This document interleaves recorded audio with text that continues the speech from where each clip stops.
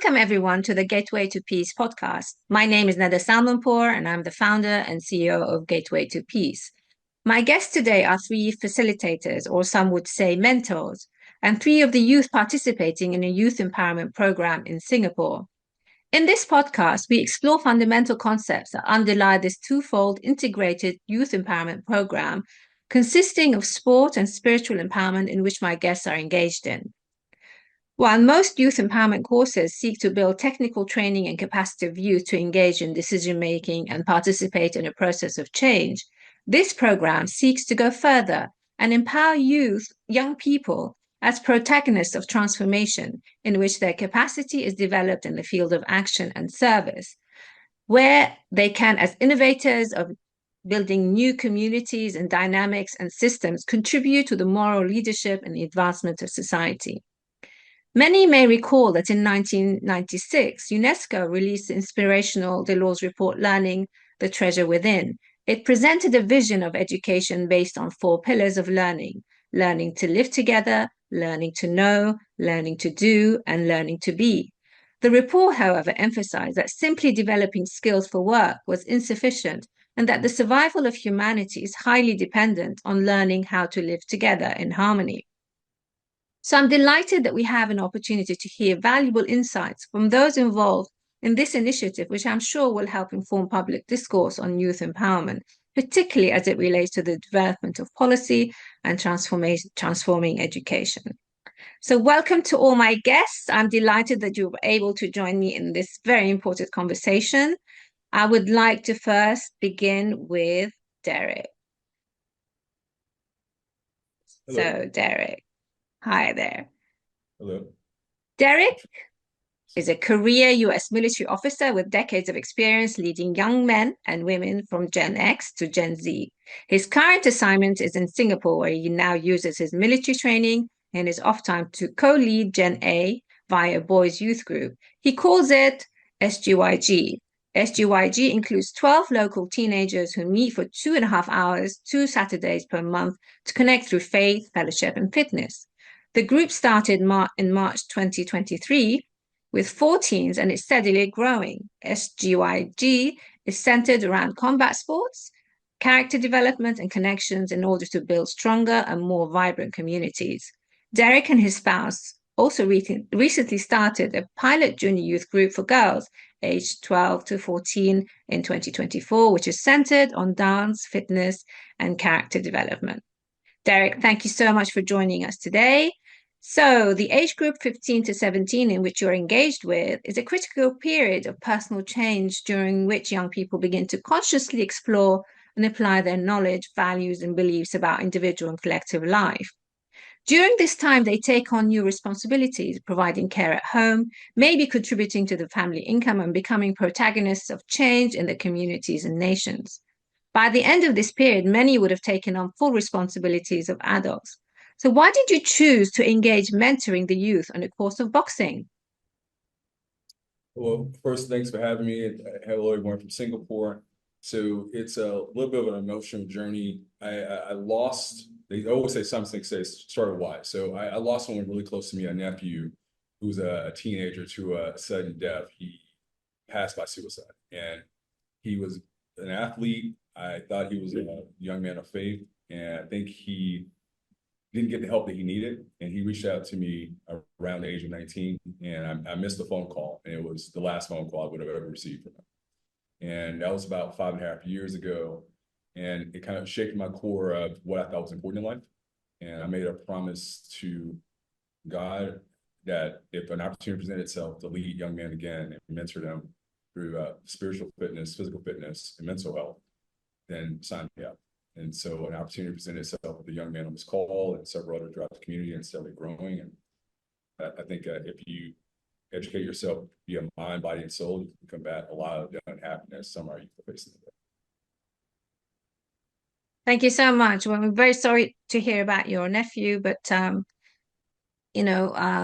least you're doing so much good things with other youth that you can do now with. So let me turn around to J. Ross. J. Ross Lee is also another mentor. He's a father to teenage daughters. He likes to call himself a closet nerd and wannabe teacher. He calls himself also a professional stalker turned human resource professional. J. Ross is a firm believer in the infinite potential of human beings and believes in changing the world with one good people management practice at a time. So, if I can ask you, J. Ross, it is well known that the forces that influence the intellectual and emotional development of youth are not confined to the classroom. The forces acting on youth through the media, technology, peers, the wider community, and other social institutions convey messages that may be reinforcing in some respects, but contradictory in others, which contributes to confusion for many youth about their identity, moral purpose, and social reality. So, how does the Youth Empowerment Program seek to assist the youth to navigate these forces? Jairus. That's a good question. First, allow me to say that the confusion are not just confined to the youth themselves. I mean, even parents are finding it confusing in this day and age in terms of how to navigate the contradictory forces around them, especially when it comes to bringing up teenagers, etc. And as a father of teenagers myself, I think it came to the realization from earlier on that my kids could never exist in a bubble, and I could never create a bubble to protect them. So the next best thing to do is to build the capacity in them to basically identify what are the negative forces and what are the positive forces, and how do they navigate it themselves. And I think that is, and with regards to the Junior Youth Empowerment Program, I think this is one of the core objectives of the program itself, with regards to, rather than telling the youth or the junior youth, what is right and what is wrong, and the most common narrative we hear today is that, social media is bad for you. And the more as adults we say social media is bad for you, the more we become the op as opposed to, their friends. So I think, so the whole program is centered, the main objective of the program is centered around how do we build the capacity in junior youth themselves or the youth themselves, for them to, as they are exposed to all these forces or influences around them, be it through social media, be it through their friends, through institutions, etc. How do they then navigate through all these influences? How do they filter it and decide for themselves, what is something that's positive for them that they can take away from, and what would be considered white noise for them to discard, basically. Great, thank you so much. So maybe now we can turn to Chloe. Chloe Mahajan, which I'm proud to call my daughter, is trained as a lawyer. She was called to the bar in England in 2006 and worked as an associate at the Financial Services Authority, both in London and Singapore. As a mother of three, she is currently engaged full-time in building vibrant, outward-looking neighborhoods, which involves facilitating educational spaces for children, youth, and adults, and empowering others to develop their capacities. So, Chloe, amidst a world challenged by escalating geopolitical tensions, a worsening climate crisis, and rising poverty, it is important to recognize that human beings are created noble with a latent capacity to reflect spiritual qualities and attributes. As social beings, this latent capacity is developed through interactions with other people. This perspective leads to the understanding of a twofold human purpose for capacity building. One, to nurture one's own spiritual and intellectual growth, and two, to contribute to the progress of society. This understanding of human nature and human purpose provides a more holistic approach to the empowerment of young people. Empowerment, then, in this way, is something more than just an individual initiative or leadership. So, how does the Youth Empowerment Program relate to a process of learning about oneself and one's ability to contribute to society? Chloe? There are two lovely metaphors actually that I think help answer that question. One is on the concept of service itself. And the analogy is that of walking a path of service. So we all want to see the world be a better place, a kinder place, a peaceful place. But just having that thought and wish doesn't necessarily mean that it's going to materialize and become a reality. I think a lot of people are experiencing this. And so there's more and more awareness that we need to have certain qualities, skills, knowledge, habits that help us undertake acts of service that help bring about a more peaceful, prosperous life. And then specific with youth is, if you look at the human life cycle, the period of youth is really special because it's marked with strength, vigor, vitality. In fact, there's a creative abundance of energy which is given to youth at this time. And it's such a shame that, generally speaking, at this time of youth, which is also a period of preparation for adulthood, where significant decisions are being made about, their career and what kind of family they want to have, where they want to live, that instead of being given the resources to think consciously about the purpose of their life, the pressure of academics just shoots up.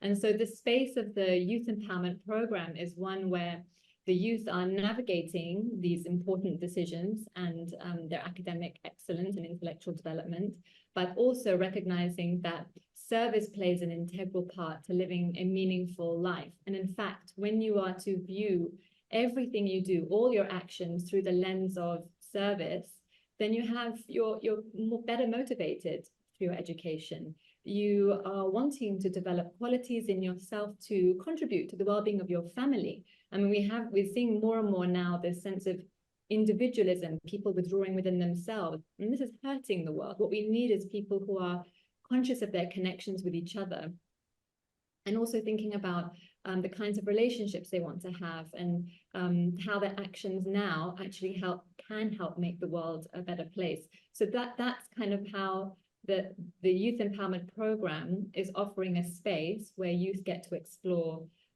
their true purpose, their nobility, and also canalize the specific energy and capacity of youth. Thank you. So maybe let's turn now to the youth themselves. I mean, the UN defines youth as persons between the ages of 15 and 24. According to the UN, today there are 1.2 billion youth, accounting for 16% of the global population. Half the people on our planet are 30 or younger, and this is expected to reach 57% by the end of 2030.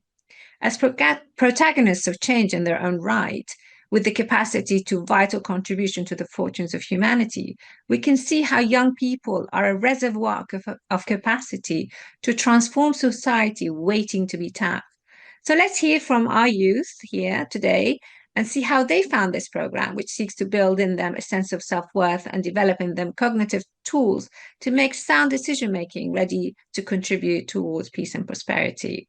So if I can first speak to Adib Thomas, how have you found boxing course help you? Have you found the boxing course help you build confidence and set boundaries, Adib? I feel like it has, because it makes me more energized, and it's physical. So whenever every Saturday and Wednesday, when I would go, those days when I feel like there's a lot of stuff in my mind, I just feel like I can punch it out, and then my day is more clear. So it's really nice for the boxing thing, and it helps me a lot. Yeah. Great, thank you. So let's now turn to Dennis. Dennis, are you there? So do you think you have a greater awareness of how your personal actions impact the larger communities from this course? Yeah. So there's three big role models, I'd say, Derek, J. Ross, and then Chloe. And I'd say that helps me find out a lot about how my actions affect whoever else is around me, whoever's in my community. So more in a team setting, or how I do affects the team. Great, thank you. So maybe now we go to Dennis. Sid, sorry. Sid, do you think you have developed greater leadership skills with a stronger sense of purpose and ability to collaborate and work collectively with your peers as needed from this course? Yeah. I think before I started the group, I was a complete different person, and the group really helped me to how I would say it helped me to talk more as a leader and sort of just understand what it means to be a leader in some ways, like leading the group sometimes, telling people what to do if they're like not doing the right thing sometimes, and I think it's really helped me work collectively with my peers as well because, we have a whole group and we talk to each other and stuff like that. And sometimes we agree, sometimes we disagree. And yeah, I've just developed a lot of also social skills, I would say. And so yeah, I've definitely grown as a leader. Great. I think this, from what I hear, is that this has created a nice, um, safe space for you guys to share your feelings and develop true friendship with each other, as well as, going through this course, which is a nice thing, in this day and age. So let's go back to Derek. Derek, now we live, in a time where there is widespread anxiety about the future of the youth and society. How does boxing help the youth reflect critically on the constructive and destructive forces of society and become a proactive change makers? I mean, does building resilience and self-regulation help the youth build the capacity for managing risks, reducing self-harming behavior, and regulate emotional response? Derek. Yeah, so I mean, it's an old school reference, but they made several renditions of it. Karate Kid, this wax on, wax off mentality. Combat sports is just a metaphor for your life. So it's not about being the greatest fighter, like literally. It's about seeing the lessons in that boxing ring and in that boxing gym, and knowing that if you get that locked in your mental muscle memory, your physical muscle memory as early as 15, and now when you're 24 and 34 and 44, that is your default button. So I've told you guys, how you perform in the gym is how you're going to perform in life. It's a very hard sport. By ESPN, it is ranked the hardest sport in the world, over hockey, over gymnastics. So if you can withstand the blows that come at you in boxing, life is actually the same. So that's where your resiliency comes in. Do you stay on the mat because you face a tough opponent, or do you keep fighting? And then you go to your corner and find the people that care about you, get your water, and get back in the game. And that could be a test score, that could be a job interview, that could be a marriage, whatever it is, that's a metaphor for your life. Also, it's one of the few sports that teaches endurance, speed, stamina, and you have to use both hemispheres. You can't just be physically good in boxing, you have to be intellectually sound. That manifests itself also in academia. Some of your better fighters in the world, people who are very intellectually sound. So it's a stigma that fighters are just like these animals who just go at it. It's not true. Fighters are very smart people. They can look out angles from geometry and perspectives and know how to manage their stamina to know how to defeat their opponents. You take that same mentality and now apply it to academia. Now apply it to the workforce. Now apply it to leadership where you go in government. Apply it to your family. So how you discipline yourself and work in combat sports is how you will manifest yourself in your life. Great, thank you. I mean, like for me in the beginning, I was surprised with the boxing, but now I can really understand why, it's such a fantastic sport to actually combine, which what may seem diametrically opposite, boxing and spiritual empowerment, but it does blend in well and does work well. And it just goes to show that you need both of them, to develop fully. So J. Ross, often youth have important ideas and thoughts about what they see around them, but either struggle to articulate what they feel or do not find receptive environments in which to explore their doubts and questions about what is perceived as normal. To contribute effectively to decision-making processes, youth need to develop the capacity to read their social reality and perceive the operation of various constructive and destructive forces within a given social space. How does the Youth Empowerment Program help the youth develop capacities to analyze, plan, act, and reflect on personal growth and the advancement of their communities? Well, I like that you keep mentioning the word developing capacities, because I think you'll be hearing it a lot from us as well in developing capacities. I think I mentioned earlier about, one of the key objectives of this program is for the youth to develop the ability or the capacity to discern what are the negative and positive forces that they are exposed to on a day-to-day basis. I think another key objective or key of this youth empowerment program is also the concept of what we like to call the twofold moral purpose. And what it means over here is that, for the youth to build the capacity, again, using the word building capacity, to basically identify what is inherently good in them. You know, it could be their ability to perform well in sports, you know, the ability to play well in certain games, the ability, the academic achievements, or you know, even social ability, the ability to lead others, etc. And then, you know, having that, understanding that it is their own obligation then to continue to sharpen the saw, to develop that capabilities within themselves. And as they develop their capabilities, how do they then use it to benefit everyone else around them? And those are the themes that we are constantly discussing about, you know, is that when you develop something for yourself, or when you are good at something, how do you use it to benefit others? You know, it's not about, you know, if you are good at your academic achievement, for example, it's not about being ahead of everyone else in your class, but how do you use that, you know, your ability to study certain subjects to then help others within your class itself, you know, who may not grasp the concept as good as you, but how do you then help them to progress as well? And I think how we run the session is very much led by, or is very much demand led itself. You know, often we discuss topics that the youth wants to discuss themselves, you know, and that gives them a platform to talk about things that they may or may not be able to talk with or discuss with among their peers in school, and certainly not being able to discuss about it with their parents, etc. So we create that safe space for them to talk about it, for their voice to be heard, and also for them to develop their ability to use the power of words itself to express, you know, to express, you know, their feelings, their thoughts, you know, their opinions, and I think those things kind of help to those, you know, combined with, like I say, you know, it helps us to achieve the purpose of what we call the twofold moral purpose here of, you know, developing yourself, you know, and use that development to benefit others around you as well.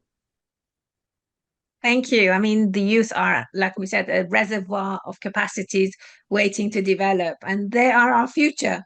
And the world's future depends on the youth. And so far, they're, you know, almost 1.6 billion. So there's a big group of youth that will have great impact on humanity. And we need them just as much as everybody else. Yep.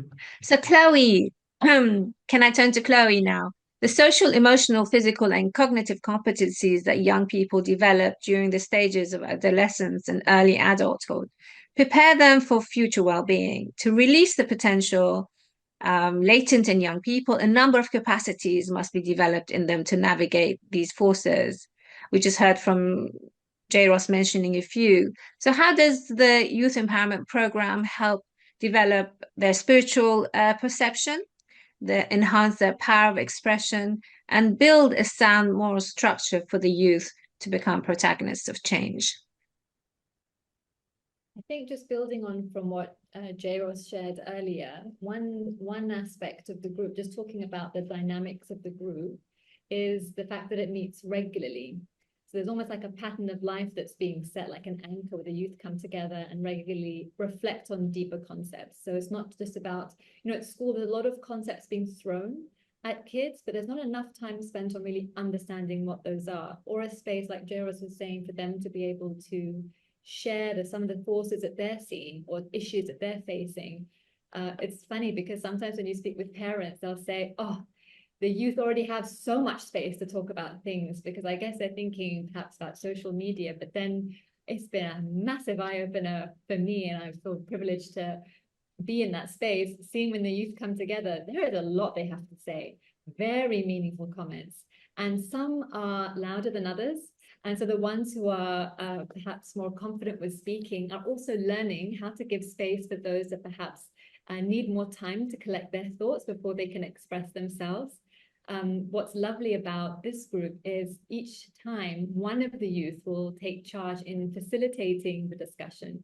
So that helps with practicing leadership, also observation, observing the members of your group. It's not so much about, I have an idea and I want to express it, but let me read the room, what's going on, who hasn't shared, who looks like they're struggling, maybe we're going too slow, too fast. And this is a precious opportunity that it's not a mainstream experience for a lot of these youth.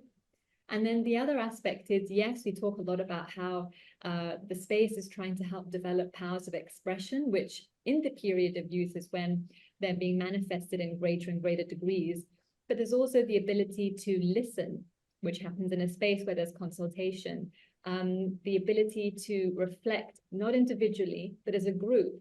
Because the material that we're studying isn't meant to be done by yourself, it's meant to be done with your peers. And actually, when it's done in an environment, which it is in this group, of friendship, the confessions, if you will, or the sharings are far more intimate and go straight to the core of of the struggles that they're facing. And what's been really precious is watching the youth not judge each other, but hold each other and accompany each other through these different challenges. That's been pretty amazing. And, you know, sometimes when you were to ask a person walking down the street who's not a youth, what do you think of youth? You know, the initial descriptions may not be very complimentary. They may say things like rebellious, impulsive, self-centered. And you think, you know, what's wrong with the world at the moment is we haven't created the conditions where youth can become bold and discerning protagonists, not only for their own life, but also for the lives of those around them. And we're seeing that in this group, which is really precious. So we're talking a lot about, I mean, there's training that goes through to be an animator of this group in terms of the attitude to have. You are approaching the role of an animator as one of a true friend to all of the individual members of the group, the youth, but also you're forming a close relationship with the families, because it's a whole family affair. It's not just the youth on their own. And in addition to then the learning how to speak, to listen, it's also analyzing and reflecting, learning as a group how to decide on an activity, which again is another skill. So it's not having the dominant voice take charge, but as a group, are we all happy with the activity or we've decided to do, which would be an act of service. And what's been really inspiring is how the youth, and now I think there's 4, but there are more now, who want to now lead younger youth groups. And that's where you see transformation in society, because honestly, if the youth aren't involved at the forefront, nothing works. And this is why I think there's a lot of issues in the world today, where the social fabric is crumbling, because we are not taking an effort or making an effort to create a space that actually suits the needs for youth, that sees them as noble human beings that actually have capacity, that can be agents of change and excel at their studies. This is a thing, there's another dichotomy we have, that do we, you know, this is a stage of life where they have to focus on their academics, so they won't have time to serve, or do we focus on the spiritual side, then not on the material? These are all false dichotomies that are tackled in the group. And something we haven't mentioned so far is there's material that we're using in this time together, and the material touches directly on concepts like excellence, hope, health. What is true health? We did this with this group. And interesting aspect about health is, of course, you all know about mental health. This is massive now post COVID, but also spiritual health, and of course physical health. You know, with the coronavirus, that was something that came to the forefront of everyone's education. And one of the questions in the material on health and well-being was, so you think about the defenses in the human body to protect itself from viruses and bacteria. Everybody accepts that. We went through the science, the layers of the skin and so on, and what happens if you have a cut. And then the question was, what defenses does the community have from negative influences? So it's challenging the youth to have a deeper understanding of the world around them physically, not only in terms of like biology, but also mathematical concepts, scientific concepts, but then relating it to spiritual truth. So I guess that enhances their powers of understanding as well. Fantastic. It's quite a comprehensive course, far more than I anticipated. Amazing.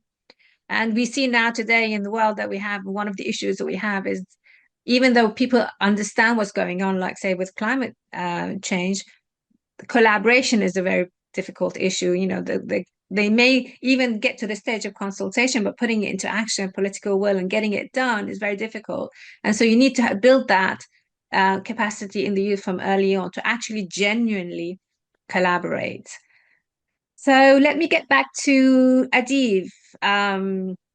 We talked about whether boxing helped you build confidence and boundaries, but do you think it also helps you think critically to understand your circumstances that you're in? And we've just discussed the issues that you're facing a very harder world than in our time.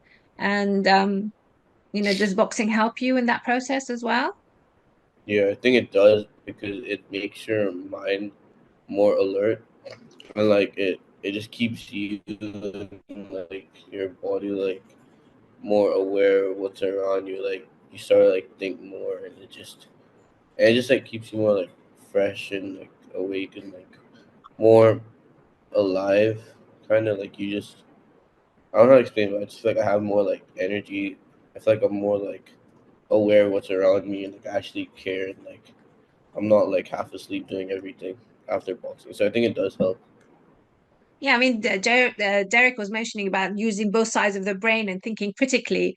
So it's sort of very strategic the way boxing is. I mean, there's a lot of critical thinking involved in that process, which is something new for me as well to know. So that's fantastic. So let me turn now to Dennis. Dennis, we talked about whether you now have a greater awareness of your personal actions, but do you now think that you now have a greater sense of responsibility, not just to yourself, but also to others from this course? Yeah, I really think like I have a greater sense of responsibility now. Like, first of all, I'd like to start with like the three role models, Derek, J. Ross, and Chloe. And then like they're really responsible, right? They always look out for each other. Like I think like them showing us how to like be responsible in like that whole like group setting, right? To look out for your other team members and like treat them as your brothers and sisters. I think that's improved my sense of responsibility throughout like everything I do. Because like now I It's feel I look amazing. out for whoever I work So you with. now have a good group, right? You now have like a good group of 12, the group support system as good friends from this from what I gather, which is like an amazing thing to have in this day and age. Um, Sid, now can I come back to you, Sid? So we've talked about how the course might have helped you develop leadership skills and a stronger sense of purpose. But do you think you now have developed a greater ability to engage and motivate others, like from this course? Like, okay, 100% definitely. Like, but there comes a problem, right? Because when you see people, like how do I say it, not putting the same work as you, not like how to just not like being, I would say it's not lazy, but they're not like working as hard as you, right? Like you think to judge already. So that's the only one problem with this with something I face, but I've definitely motivated others in such ways. Like sometimes I tell my friends to go run for runs in the morning, gym with them, and like stuff like that. And yeah, I've definitely the boxing really helped me to just um know what like hardship feels like, because like you're punching really hard, it gets really tiring. And I think that's helped me to like develop that this is really good for you.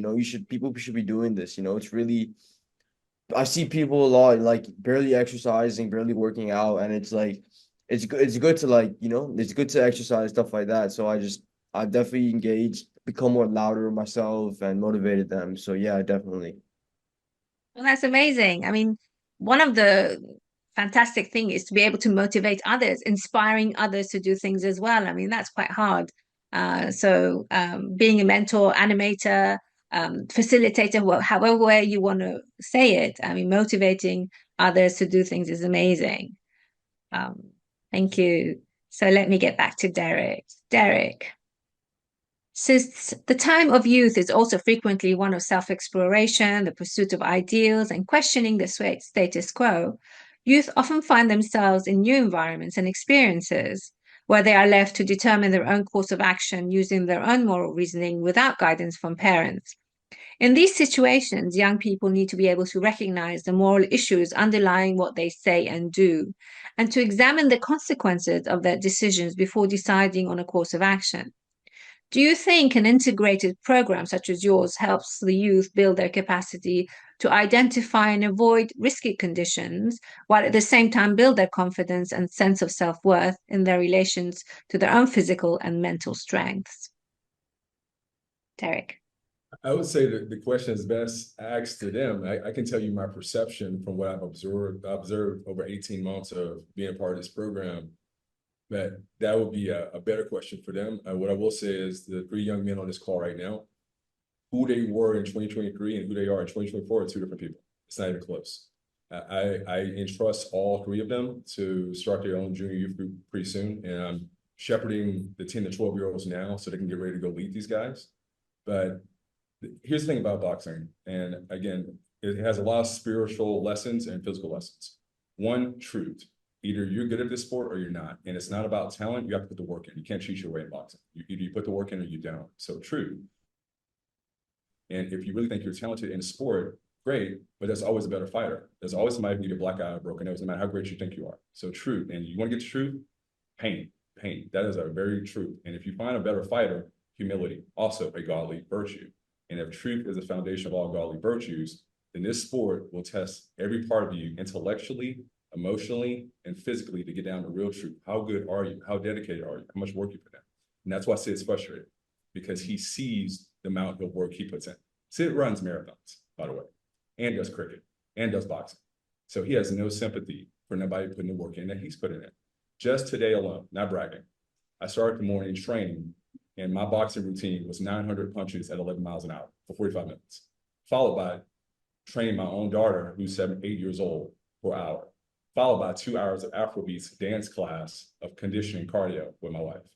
So they think like this because I think like this. And that level of discipline and hard work permeates in your life.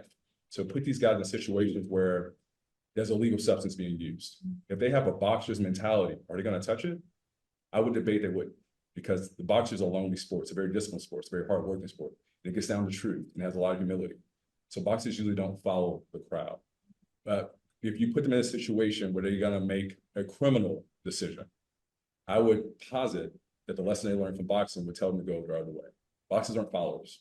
One, they're loners, and they've been faced with humility, truth, courageousness, where they can see King Kong in the face and hold their own. And that's why I entrust all 3 of them to lead that group and lead the next generation. So this program and this integrated approach, mind, body, soul, me and body with the physical fitness, mine with Chloe with the mental education, and J. Ross with the spiritual education, that tripod of equipping these youth is why I entrust them to lead. Well, that's amazing. That's amazing. I mean, this is such an important part of building capacity in the youth to make sure that they can manage all these challenges and all these dichotomies that they are facing in this world and not be peer pressured. I mean, a lot of it is peer pressure, and you don't want to go down that route, and to build a good sense of true friendships around you so that you're sort of within a safe space to keep developing and growing. So now, can I ask J. Ross? Moral structures that we just heard are built over time to connect to spiritual concepts, patterns of behavior, and the knowledge of consequences motivated by a strong social purpose.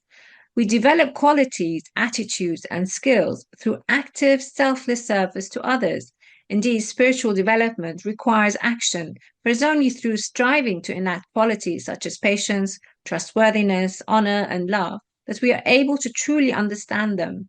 Our ability to see in youth the capacity to manifest these attributes of their spiritual nature, such as kindness, patience, and trustworthiness, developed through conscious reflection and service to others, widens the type of contribution to society we can expect from the younger generation.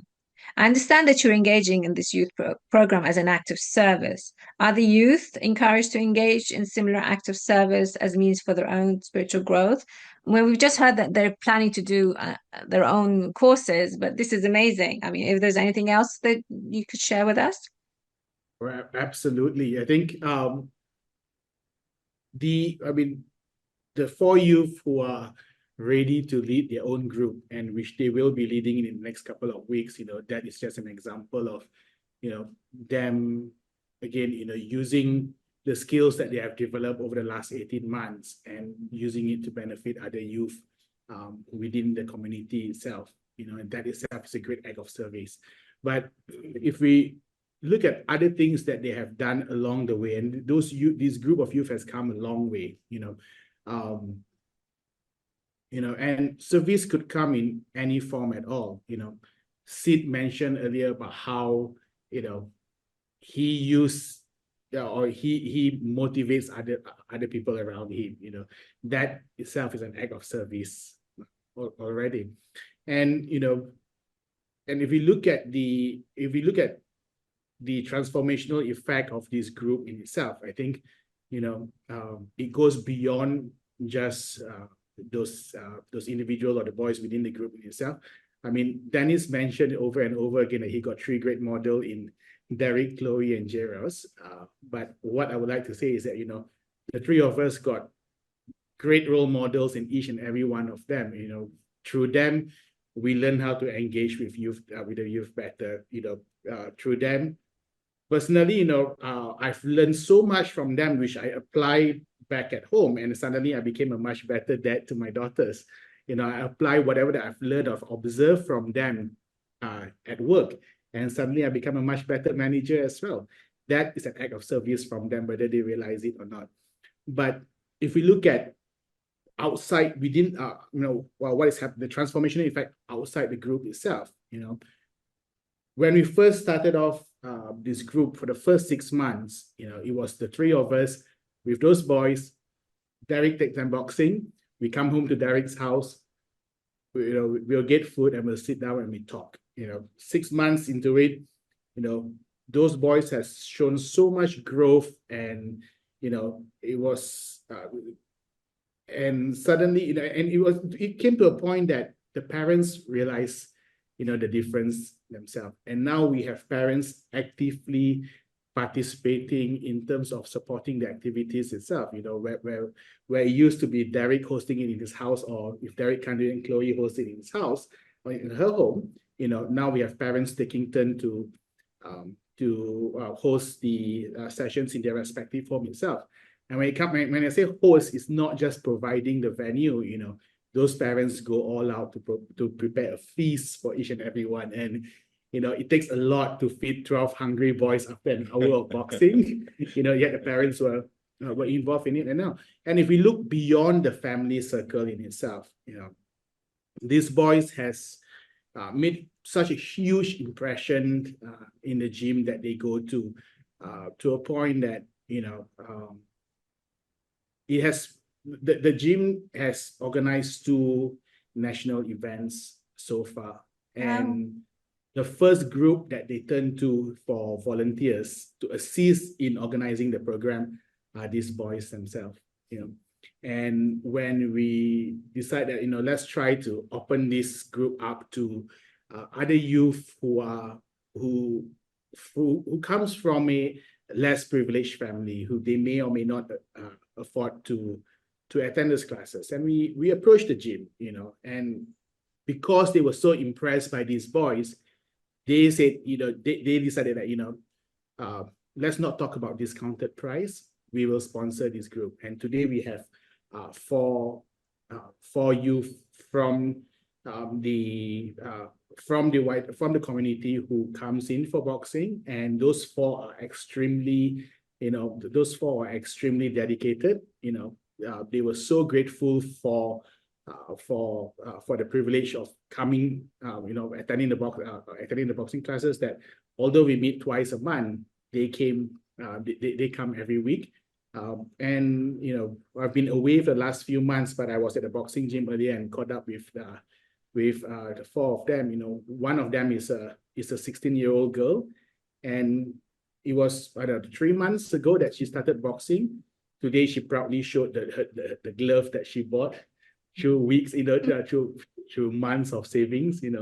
So again, that itself is an act of service by the owners of the gym, themselves, So I think, when he talks about encouraging the youth to serve, I think we should look beyond just the youth alone, because, they have become such an inspiration, not just to the three of us, but to the family and to people around them as well, that, those people, whether being asked to or not, are inspired by the small differences that this group of boys made, and they decide that, we need to step up and be part of it too. So Oh, this is amazing. No, yeah. carry on, sorry. No, that's all I wanted to say, So I think, at the end of the day, it's just, those 12 boys are our role models as much as we are theirs. Yeah. And to give you context, this gym is one of the top boxing gyms in Singapore, and they host a major amateur event twice a year at the Marina Bay Sands, the iconic Marina Bay Sands. And when they want help behind the scenes for this major event, who do they request? When we ask, can we help? They said, no, send the boys, because that's how impressed they are. It's like, can you just give us 4 of your teenagers to help us with this event, this major boxing event at the Marina Bay Sands? And of course, we go there to make sure they don't get themselves in trouble because they are minors. But even after the event, twice, they've come to me privately and said, those young men are really impressive. And thank you for what the 3 of you are doing. They are just what they were in 2023 and who they are now. These young men are really impressive. And they're not telling me this because they think I'm going to go back and tell the parents. They pull me off to the side at Marina Bay Sands to tell me that these men are not the young boys they saw last year. So they are making a difference throughout the city.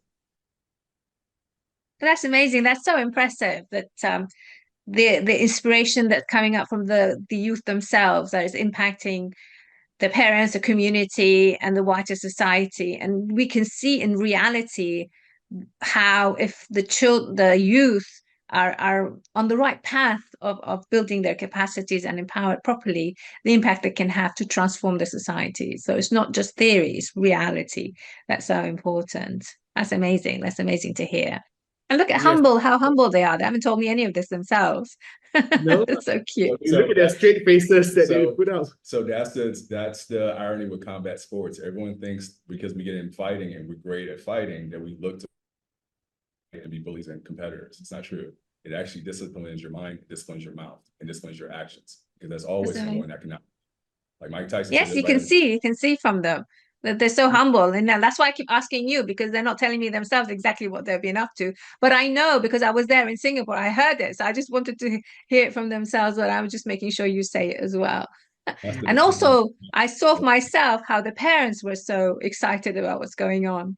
So maybe Chloe can expand on that. Like I said, when I attended your group consultation with the parents, I was so impressed at the level of in-depth discussion that was engaged regarding the progress of the youth. And what struck me most was the concern raised by one of the mothers. In fact, it was Dennis's mother. Well, she said, which was amazing, that she said, I don't want my son just to become the type of leader that stands in the front, but I want him to become the type of leader that pulls everyone along with him to prosper. I mean, you can see in this expression alone the moral structure that governs the thought and behavior in making this moral choice of collective well-being. The mother is seeking to ensure the well-being of her son and others at the same time. So what would you say are the salient features of this program? This is leading to this so much praise and appreciation from the parents and the youth.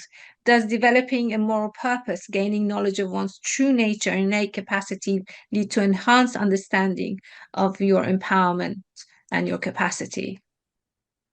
Claire. I think one way to describe it would be everybody accepts how connected we all are, so it's not dominated by a particular personality. We're all we recognize everybody has a unique contribution, valuable contribution, and I think that's where there's the humility. No one's trying to outshine anybody else.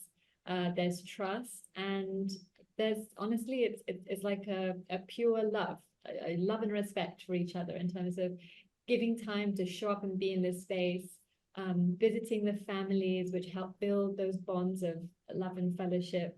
And when you have that kind of environment, then everybody's talents become so blended. You can't really pick and say, you're this, you're that.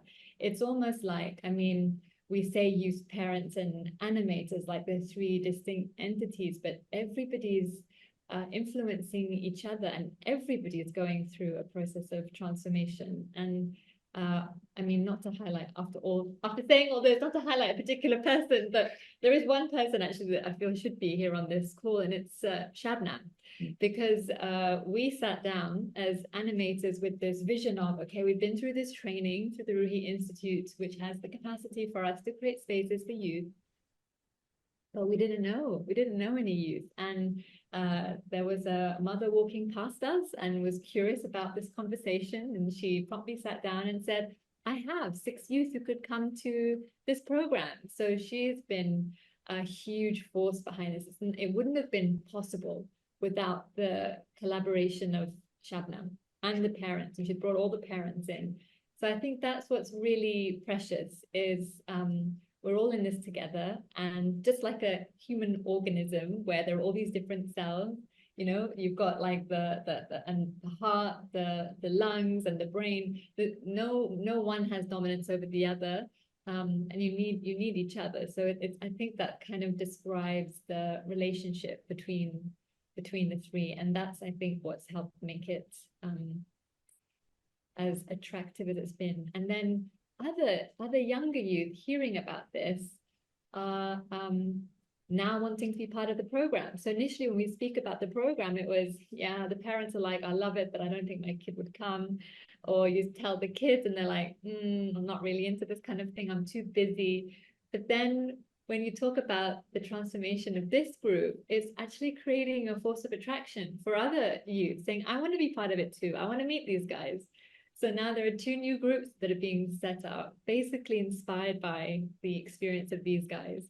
And just a funny story to share, you know, we talk about, you know, trying to develop yourself, and developing yourself in a vacuum doesn't really lead to very much. So like, you know, and I'm guilty of this, like your parents will tell you, you need to get up on time. Why can't you be organized, be orderly? And, you know, if sometimes you just don't do it. But then when you're given this role to lead a group, you change. So there was a gathering of animators across Singapore, and I rock up, and it took place at the Baha'i Center, and I rock up there, and I saw some of the youth from this group were already there, standing outside, and I was shocked. I thought maybe they got the time wrong. And they said, no, we're here early because now we're going to be leaders. We have to lead by example. So if we expect the youth in our groups to be on time, then we jolly well should be on time too. And that was such a learning for me. And I shared it with some of the parents, and it was funny because, yeah, in a vacuum, it's hard to develop the qualities. When you're doing it in service for somebody else, somehow you arise and step up. So you can see how service does help with individual transformation. Thank you. I think one thing that comes across when each one is speaking is the amount of joy that there is in this program. And it's, you know, this bonding together, which is amazing because of the so much joy and inspiration. And that's what's impacting others. And it's bringing joy to others as well, watching this whole process develop and grow. It's amazing. So let me go back to the youth. If I can ask Adib, so I mean, the world is full of conflict and so many complex things happening. But do you think that boxing itself has built your capacity to understand adverse situations and avoid conflict? Has it helped you, I mean, giving I you that? don't see how it avoids conflict, but like it does help me like think better because it makes me more like mentally like sharp because like my mind's all like stressed because I'm saying let it all out, so I'm like more calm. But yeah, so like it like makes my mind more clear, so it helps me think better sometimes. Great, thank you. So let me ask Dennis, so do you think now that you have a awareness how you should navigate pressures in life and the differences that you may have with your friends and larger community, if there's like some kind of issues of, you know, conflict or discord or something? Do you know how to do it better now? I think the book study and like experiences people in the group have shared with like everyone else, I think that's helped me like improve on my skills for accepting someone for whoever they are, whether their beliefs are different, their opinions different. Like I'm compromising with them, I'm not trying to really oppose them. At some points, just agree to disagree. And even if they're different than mine, right? So it's just more about accepting people, which like helps me definitely get past differences and like pressures between a community, because I'm able to compromise more and be like, all right, let's just leave it at this. That's amazing. That's such an important skill because in this world, one of the biggest issue is how do you navigate different standpoints, and people, are very hard and fast about not giving in, and compromise or consulting or understanding and accepting are such an important quality to have in this day and age. And that's Yeah. fantastic. Sid, my final question to you. So do you think now you have developed a stronger adaptability, vitality, and enthusiasm to engage with others for the betterment of society? I mean, we've heard some things about what you've done from your animators. Yeah, I mean, we've had some like big group sessions, and one time I think we went to like this place in Singapore called Yishan, and we met with a lot of other like groups and stuff like that, and it was a good eye-opening experience, and I definitely had like enthusiasm to like talk about more with them, and we because we share like a bond, right? Like a niche bond, and that's really like what helps, I feel like, because we're still trying to like we stand for the same thing, like we're youths, we're learning about like God and that type of stuff. And I think it really helps me because I'm definitely more enthusiastic to engage other people and stuff like that in my groups. And yeah, that's pretty much it. It's amazing. Thank you so much. It's been such a fascinating conversation. Thank you for all joining me in this discussion. I think this conversation has shed some light on the differences between most of the character development courses that focus on aspects of character, virtues, or features of one personality, and a spiritual empowerment course that seeks to develop the spiritual perception and enable youth to understand these qualities are part of their spiritual reality that penetrates the individual and collective life. So qualities like we heard of love, justice, generosity are part of our reality, and youth need to acquire language and inner insight in order to comprehend, analyze, and development. And together with the qualities of adaptability, vitality, enthusiasm, youth have greater capacity to contribute effectively to decision-making processes. And as we've heard, become greater catalysts for transformation and advancement of their communities. It's been a truly real pleasure to have this conversation with you all and learn how you are seeking to build your capacities as protagonists of social transformation. Thank you so much. Thank you. Thank you. Bye-bye. Thank you.